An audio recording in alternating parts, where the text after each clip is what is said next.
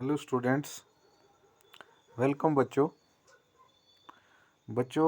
हम ionization enthalpy पढ़ रहे थे और ये आपके यूनिट का लास्ट टॉपिक था। तो इसमें मैंने आपके सारे टॉपिक जो हैं, ये छोटी छोटी टर्म्स जो हैं जो कि सारी पीरियोडिक प्रॉपर्टीज़ पे अफेक्ट करती हैं, वो मैंने कवर करने की कोशिश की है ताकि आपका ये पूरा यूनिट जो है वो अच्छे से क्लियर हो जाए। क्योंकि ये यूनिट बेसिक है आपकी ऑर्गेनिक केमिस्ट्री के रिलेटेड, और मैं चाहता हूँ कि जब आप ऑर्गेनिक केमिस्ट्री पढ़ो तो आपको ये सारी चीज़ें क्लियर हों, और क्लियर जब होंगी तो आपको बहुत अच्छे से फिर ये पता चलेगा कि हमने सच में केमिस्ट्री पढ़ी है। अगर आपने समझा है और पढ़ा है, जिन्होंने नई कंसंट्रेशन दी है उनके लिए ऑर्गेनिक केमिस्ट्री बहुत टफ होने वाली है, और मेरा यही सजेशन रहेगा उनको कि मेरी सारी ये प्रीवियस वीडियोस जो हैं ये इस टॉपिक के रिलेटेड वो सारी देख लें। टॉपिक पे आते हैं बच्चे। आयनाइजेशन एंथैल्पी हम पढ़ रहे थे, और उसमें हमने फैक्टर डिस्कस किया, न्यूक्लियर चार्ज और एटॉमिक साइज। आज हम बड़ा इंपॉर्टेंट फैक्टर जो है वो डिस्कस करेंगे, that is the penetration effect of the electron. और टाइम बच गया तो हम स्क्रीनिंग इफेक्ट को भी डिस्कस करेंगे। तो बच्चे सबसे पहले हम पेनिट्रेशन इफेक्ट पे आते हैं। पीडीएफ मैंने आपको ऑलरेडी भेज चुका हूँ। तो पेनिट्रेशन इफेक्ट क्या होता है बच्चे? सबसे पहले आपको पता है कि पेनिट्रेशन क्या है। जिन बच्चों को नहीं पता है, तो पेनिट्रेट करना, घुसना, इंटर करना किसी चीज़ में, उसको हम क्या कहते हैं? पेनिट्रेशन।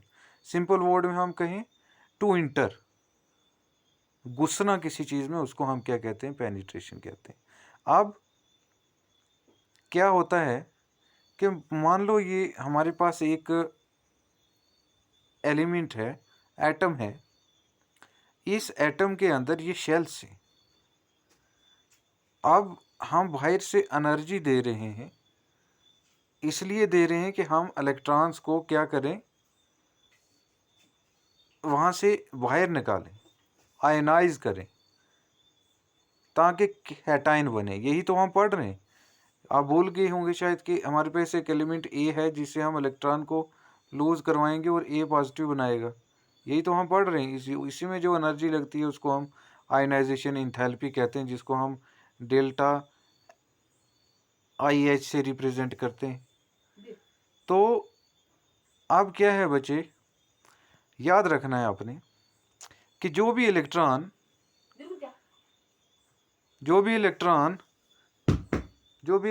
जो है वो बाहर नॉक आउट किया जाएगा, बाहर निकाला जाएगा, वो कौन सा होगा? वो वैलेंस इलेक्ट्रॉन होगा। वो कौन सा होगा? वैलेंस इलेक्ट्रॉन होगा। अब मींस वैलेंस इलेक्ट्रॉन होगा, और होगा कौन सा शेल से?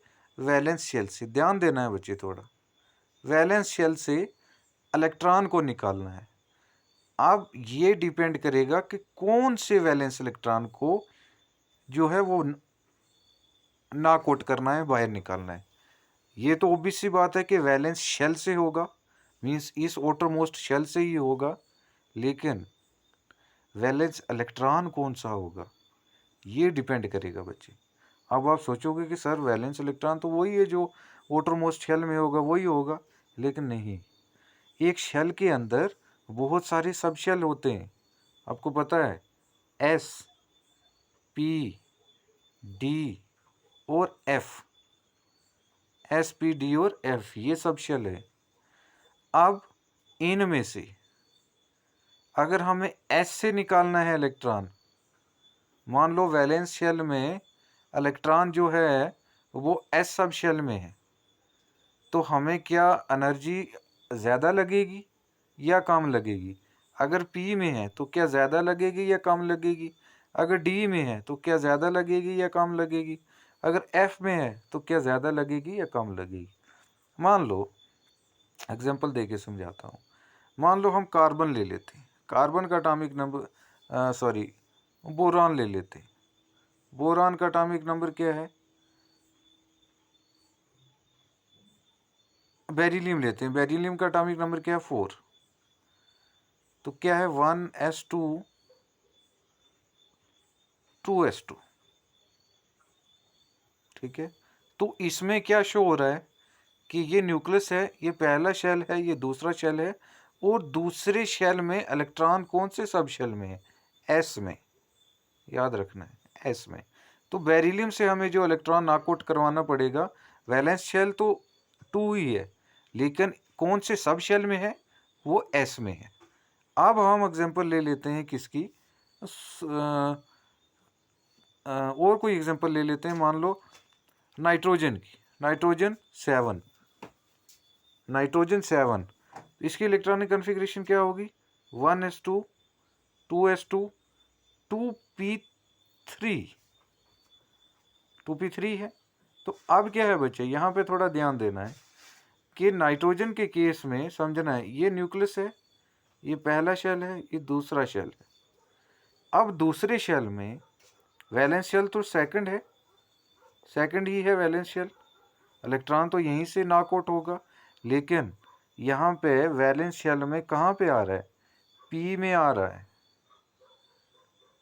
पी में 3 इलेक्ट्रॉन है और एस में 2 इलेक्ट्रॉन है। तो ऑब्वियस सी बात है, बाहर से हमें इलेक्ट्रॉन जो है वो नॉकआउट करवाने हैं, तो वो पी से ही होंगे, क्योंकि इसमें वैलेंस इलेक्ट्रॉन जो हैं वो 5 हैं, और जो नॉकआउट होने हैं सबसे बाहर कौन सा है, पी है।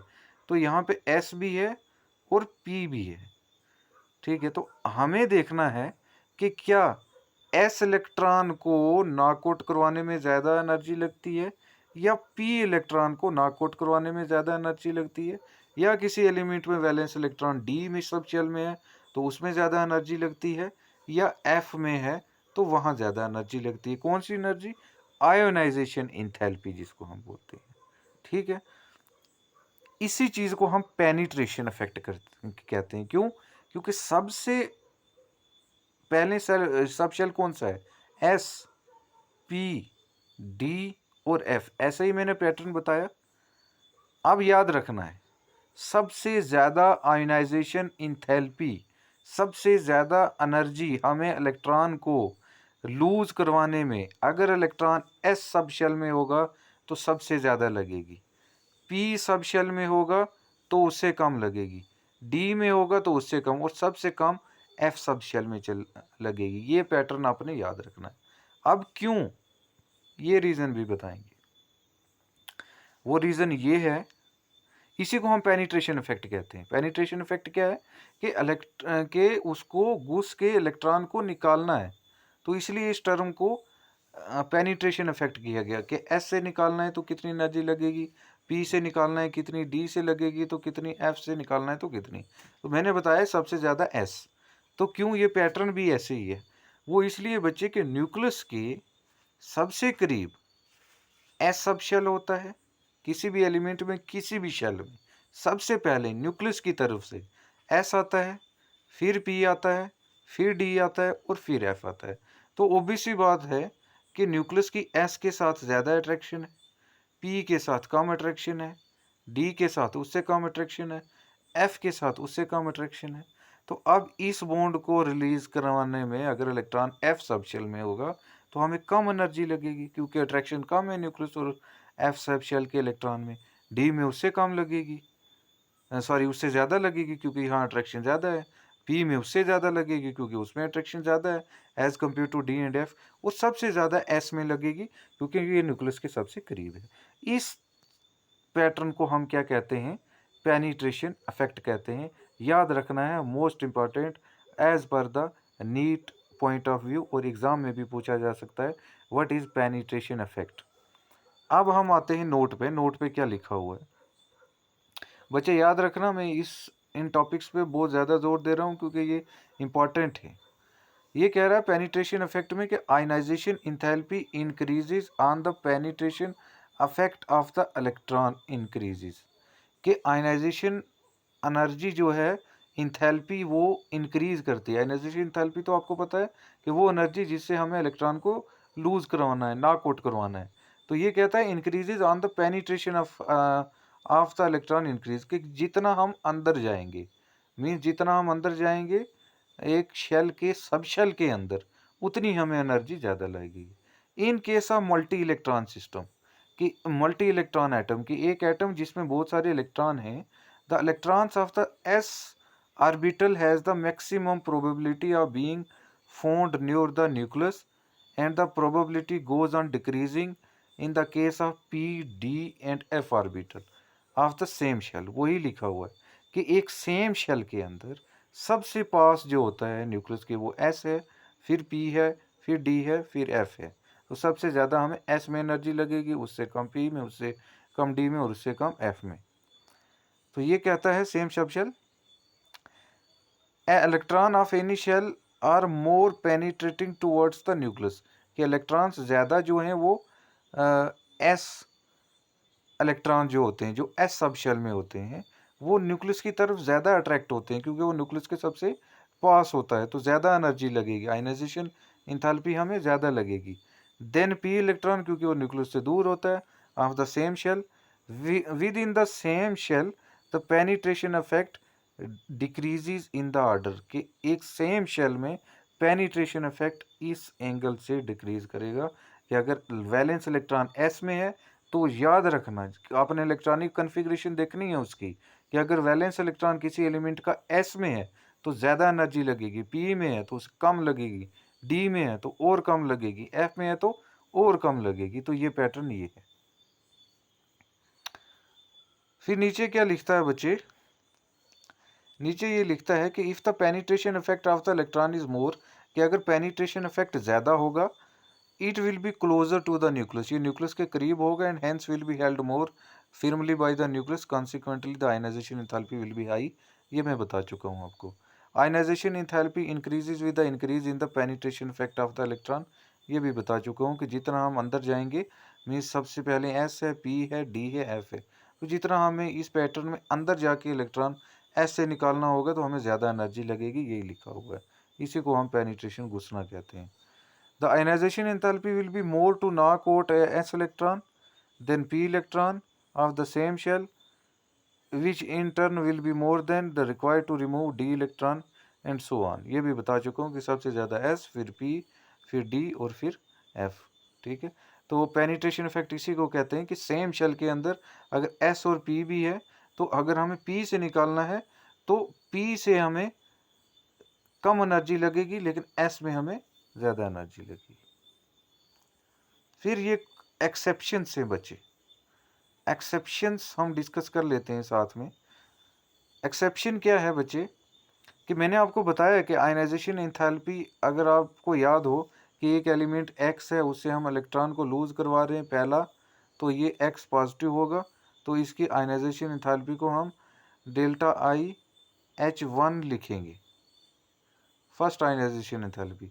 अब इस कैटाइन से हमें फिर से इलेक्ट्रॉन लूज करवाना है, तो ये X2 पॉजिटिव होगा, बता चुका हूँ, इसको हम सेकंड आयनाइजेशन एंथैल्पी कहते हैं, एंड सो ऑन। जितने जितने हम करेंगे, तो मैंने आपको ये भी बताया था कि जितना जितना इलेक्ट्रॉन हम ज़्यादा लूज करवा रहे हैं, उतना उतना आयनाइजेशन एंथैल्पी जो है वो बढ़ती जाएगी। इससे यहाँ पे आयनाइजेशन एंथैल्पी ज़्यादा होगी, 3 की उससे ज़्यादा होगी। इसका रीज़न भी मैं बता चुका हूँ प्रीवियस वीडियोज़ में। यहाँ पे कुछ एक्सेप्शन से बचे कि first ionization of enthalpy is lower than that of magnesium, कि अल्मोनियम की फर्स्ट आयनाइजेशन एंथैल्पी मैग्नीशियम से कम है, हालांकि ज़्यादा होनी चाहिए, हालांकि ज़्यादा होनी चाहिए, लेकिन है कम। अब ज़्यादा क्यों होनी चाहिए, देखो ये कह रहा है कि इन केस ऑफ अल्मोनियम, अल्मोनियम की इलेक्ट्रॉनिक कन्फिग्रेशन क्या है, 1s2 2s2 2p6 3s2 3p1। ये किसकी है इलेक्ट्रॉनिक कन्फिग्रेशन, अल्मोनियम की। We have to pull a p electron to form Al3 positive, हमें Al3 पॉजिटिव बनाने के लिए इस p इलेक्ट्रॉन को, वैलेंस शेल यही है, इसको हमें नॉक आउट कराना है। Whereas in case of magnesium, देखो ऐसे नहीं समझोगे आप, समझना है।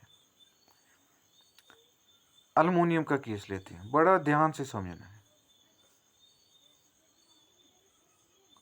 अल्मोनियम का केस लेते हैं, को पता है अल्मोनियम का एटॉमिक नंबर 13 है, electronic configuration 1s2 2s2 2p6, ठीक है, 6 4 10 3s2 3p1। यहाँ पे वैलेंस शेल कौन सा है? तीसरा। लेकिन मैंने क्या बताया कि वैलेंस शेल में सब शेल कौन सा है? यहाँ पे s और p। तो हमें इलेक्ट्रॉन कौन सा नॉक आउट करवाना पड़ेगा, बाहर निकालना पड़ेगा जब आयनाइजेशन एंथैल्पी देके? 3p1 वाला याद रखना है। हमें तीसरे शेल से p सब शेल से इलेक्ट्रॉन को रिलीज करवाना है। मैग्नीशियम, मैग्नीशियम का क्या है? 12। 1s2 2s2 2p6 6 4 10 3s2 कितने होंगे? 12। तो यहाँ पे हमें इलेक्ट्रॉन शेल सेम है तीसरा, और यहाँ पे भी शेल कौन सा है? तीसरा। लेकिन यहाँ पे हमें किससे निकालना पड़ेगा? एस से। हालांकि समझो अब अल्युमिनियम से, अल्युमिनियम का सॉरी मैग्नीशियम से, मैग्नीशियम का एटॉमिक नंबर क्या है? 12, और अल्युमिनियम का क्या है? 13। और मैंने क्या बोला था कि as we move along the period, यहाँ पे हम अलोंग द पीरियड जा रहे हैं तो साइज क्या करेगा? डिक्रीज करेगा। साइज डिक्रीज करेगा तो आयनाइजेशन इंथैल्पी जो है वो क्या होनी चाहिए थी? वो इंक्रीज होनी चाहिए थी। मैं बता चुका हूँ आपको क्यों इंक्रीज होनी चाहिए थी, बार बार कैसे डिस्कस करूँ कि हम अलोंग द पीरियड जब जा रहे हैं, क्योंकि यहाँ पे 12 प्रोटॉन है और यहाँ पे 13 प्रोटॉन है, तो 13 प्रोटॉन की अट्रैक्शन ज़्यादा होगी एज कम्पेयर टू 12। तो आयनाइजेशन इंथैल्पी इंक्रीज करनी चाहिए थी, लेकिन हो क्या रही है? डिक्रीज हो रही है। तो ये एक्सेप्शन है ड्यू टू पेनिट्रेशन इफेक्ट। अभी मैंने बताया कि शेल देखो यहाँ पे तीसरा है, यहाँ पे शेल कौन सा है? यहाँ पे भी तीसरा है, सेम शेल है, लेकिन यहाँ पे हमें इलेक्ट्रॉन p से नॉक आउट करना है और यहाँ से इलेक्ट्रॉन हमें s से नॉक आउट करना है। तो s जो है वो मैंने बताया कि न्यूक्लियस के सबसे पास होता है, तो s को हमें ज़्यादा एनर्जी चाहिए क्योंकि अट्रैक्शन ज़्यादा होती है न्यूक्लियस से, और p में अट्रैक्शन कम होती है न्यूक्लियस से, p न्यूक्लियस से दूर होता है, s पास होता है। तो यही वजह है कि यहाँ पे s से हम इलेक्ट्रॉन को लूज करवाएंगे तो हमें ज़्यादा आयनाइजेशन एंथैल्पी चाहिए ड्यू टू पेनिट्रेशन इफेक्ट, और यहाँ पे हमें कम आयनाइजेशन एंथैल्पी चाहिए ड्यू टू पेनिट्रेशन इफेक्ट क्योंकि p न्यूक्लियस से दूर होता है। दिस इज़ द एक्सेप्शन, आपको याद रखनी है। और नीट में पूछा जाता है, आपको ये एग्जांपल दी होती है अल्युमिनियम मैग्नीशियम की और साथ में कुछ और एलिमेंट, तो वहाँ पे पूछा जाता है कि किसकी आयनाइजेशन एंथैल्पी ज़्यादा है। तो हम क्या करते हैं, हम ये वाला ट्रेंड यूज़ करते हैं कि हाँ अलोंग द पीरियड हम जा रहे हैं, प्रोटॉन्स बढ़ रहे हैं, साइज डिक्रीज हो रहा है, तो it means ionization enthalpy increase होगी। लेकिन माइंड में ये फैक्टर रखना है कि दिस इज एक्सेप्शन कि यहाँ पे पेनिट्रेशन इफेक्ट हो रहा है। तो पेनिट्रेशन इफेक्ट होने से क्या होगा? फर्स्ट आयनाइजेशन एंथैल्पी, याद रखना है first ionization enthalpy. First ionization enthalpy जो है वो अल्युमिनियम की कम है, होनी ज़्यादा चाहिए थी, और मैग्नीशियम की ज़्यादा है, होनी कम चाहिए थी। फर्स्ट के बाद जब सेकंड आ जाती है तो सिंपल सी बात है, फिर यहाँ पे एस से रिलीज़ कराना होता है, यहाँ से पी से रिलीज़ करवाना होता है, तो फिर वही पैटर्न आ जाता है, अल्युमिनियम की ज़्यादा हो जाती है, मैग्नीशियम की कम हो जाती है। अगर आप अच्छे से समझोगे तो आप समझ गए होंगे। So this is all about the penetration effect. तो फिर है शील्डिंग इफेक्ट। तो शील्डिंग इफेक्ट बड़ा इंपॉर्टेंट इफेक्ट है, इसको हम अलग से डिस्कस करेंगे। तो एक फैक्टर जो है वो हम डिस्कस कर लेते हैं, ये मैंने आपको बताया भी है कि